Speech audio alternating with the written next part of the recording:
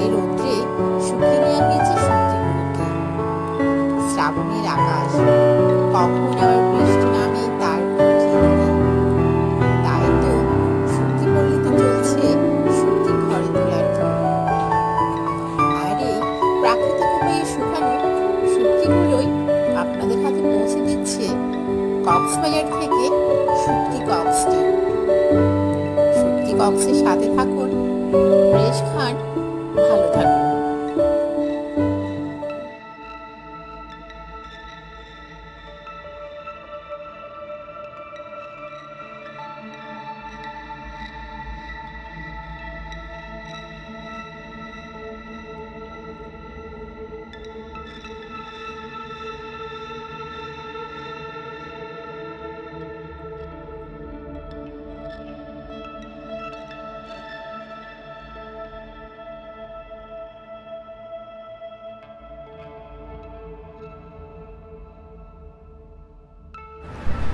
ইলিশ শুটকি স্বাদে গন্ধে এক কথায় অতুলনীয় একটা শুটকি মাছ। এটাকে স্থানীয় ভাষায় লবণনী বা নোনা ইলিশও বলা হয়। তো আজকে আমি কিভাবে এই নোনা ইলিশটা খাওয়ার জন্য প্রসেসিং করতে হবে বা কিভাবে ধোয়া লাগবে এটা আমি আপনাদেরকে শিখিয়ে দিব। শুটকি খাওয়ার মেন বিষয় যেটা সেটা হচ্ছে ধোয়াটা। শুটকি ধোয়াটা যদি প্রপার না হয় তাহলে এটা রান্না করে কখনো সুস্বাদু শুটকি হবে না।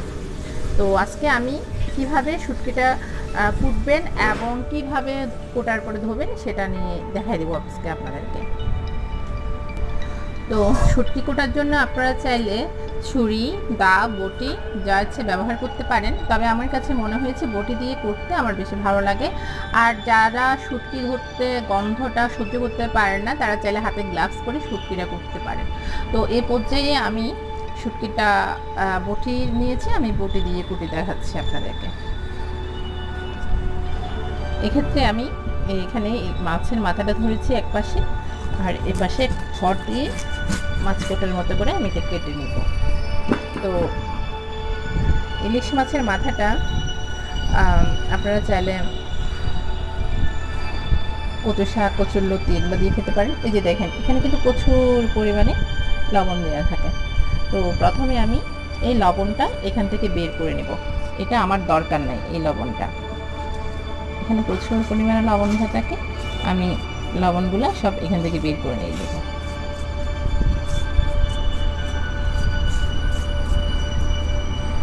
নিয়ে আমি আমার পরিবারের এই বেলায় আমি রান্না করব। এটা আজকে আমি এই শুটকিটার ভুনা করব। এটা শুধু পেঁয়াজ দিয়ে ভুনা হবে, সেজন্য আমি এতটুকু পরিমাণ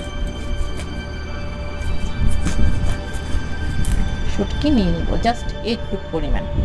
এই পরিমাণটা হইলে আমার পরিবারের মোটামুটি 5-6 সদস্যের জন্য এটা হয়ে যাবে, যথেষ্ট। তো আমি আর বাদ বাকি এগুলো রেখে দিব। তো এই পর্যায়ে আমি বাকি যে মাছগুলো আছে সেগুলা রেখে দিব। এই সংরক্ষণ করারও কিন্তু একটা পদ্ধতি আছে, যেভাবে সেভাবে রাখলে কিন্তু এখানে পোকা চলে আসতে পারে, গন্ধ হয়ে যেতে পারে, তিতা হয়ে যেতে পারে, অনেক কিছু হতে পারে। তো এজন্য আমি এটা এমনভাবে সংরক্ষণ করব যাতে পরবর্তীতে আমি এটা খেতে পারি এবং স্বাদটা অক্ষুণ্ণ থাকে।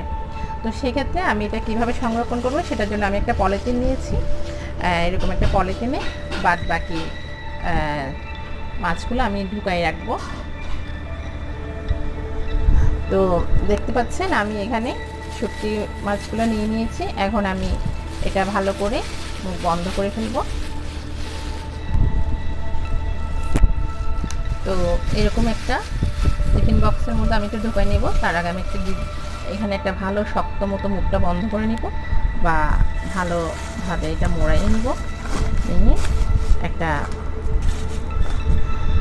টিফিন বক্সে বা প্লাস্টিকের কৌটোয় আপনাদের সুবিধা মতো একটা কোথাও আপনারা এটা ভালো করে একটা ঢাকা দিয়ে এটা আপনারা রেখে দিতে পারেন। এই যে দেখতে পাচ্ছেন আমি পুরো কন্টেনারে ভালো মতো করে এটা র্যাপিং করে রেখে দিয়েছি, ভালো পলিথিন দিয়ে মোড়াইয়ে। এখন আমি এটা নর্মাল ফ্রিজে এটা আমি রেখে দিতে পারবো। নর্মাল ফ্রিজে যে থাকগুলো আছে ডিম রাখা থাক, তার নিচে করে আমরা এটা রেখে দিলে আমরা অনেক দিন এখান থেকে বের করে করে এটা আমরা খাইতে পারবো। এখান থেকে আপনার গন্ধ ছড়াবে না এবং আপনার নষ্টও হবে না। এখন আমরা এটা নর্মাল ফ্রিজে রেখে দিতে পারবো।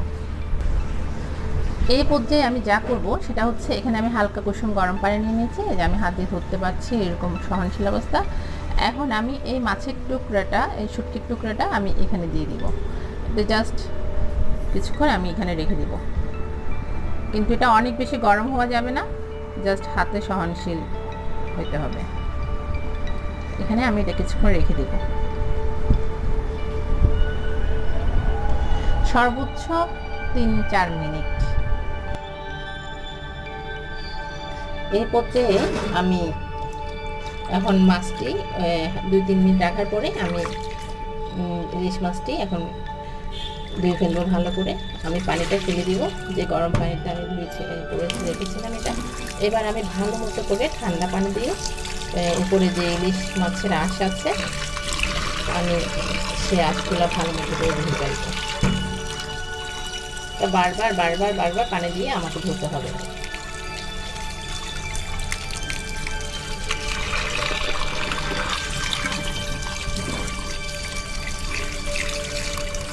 আমি পানি ঝাড়াটা একটু অল্প করে দিব, করে দিয়ে বারবার একটা ধুয়ে করে যাচ্ছে তোমার। এখান থেকে যেহেতু ইলিশ মাছটা অনেক সুস্বাদু হবে সেটা আমি বুঝতে পারছি, কারণ এই যে দেখেন এখানে তেল লেগে থাকছে, এই যে তেল, এটা মাছের তেল বেরোচ্ছে। এই তেলটা থাকলে সেই ইলিশটা খাইতে অনেক মজা হয়, অনেক সুস্বাদু হয়, এবং সেই মাছটা মোটামুটি ভালো বা অনেক দিনের বাসি না সেটা বোঝা যায়, এবং এই মাছের ফ্লেভারটা অনেক বেশি চমৎকার হবে। দেখুন খুব কাছ থেকে আমি প্রত্যেক দিয়ে ফেলছি, কীভাবে দেখুন।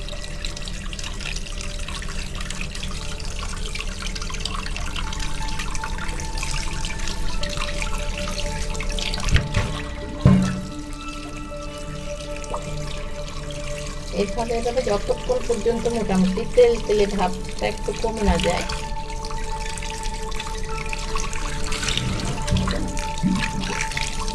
ততক্ষণ পর্যন্ত আমি এটা দিতে পারবো।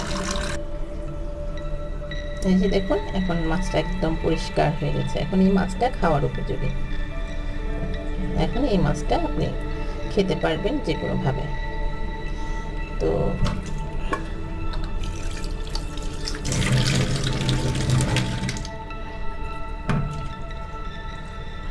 দেখুন কত পরিষ্কার হয়েছে মাছটা, এবং এখন এটা খাবার উপযোগী। এটা দিয়ে আপনি যে কোনো কিছু বানাতে পারবেন।